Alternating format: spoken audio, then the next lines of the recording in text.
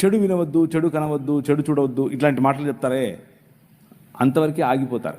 అక్కడి వరకే ఆగిపోయేటటువంటి సువార్త మీరు వినాలి అని అంటే ఇలాంటి వాళ్ళు చెప్పేస్తారు. అలా ఉండకూడదు. మనం బైబిల్ అనేది, లేదా బైబిల్లో ఉన్నటువంటి సందేశం మారల్ గాస్పెల్ కాదు. ఇది సృష్టికి సంబంధించినటువంటి సువార్త. సృష్టి యావత్తును ప్రభు అయిన యేసుక్రీస్తు ఏ విధంగా విడిపిస్తున్నాడో ఆ ప్రణాళికకు సంబంధించినటువంటి సువార్త. అది తెలుసుకోవాలి అని అంటే అన్ని రకాల పుస్తకాలు చదవాలి. చదవటం తప్పు కాదు, చదవకపోవటమే తప్పు. చదవకపోవడం వల్ల పెడర్థాలు తీస్తాము. బైబిల్ సంస్కృతిలో మన సొంత సంస్కృతిని, మన సొంత భాషను, ఉదాహరణకు కొన్ని సంవత్సరాల క్రితం తెలుగు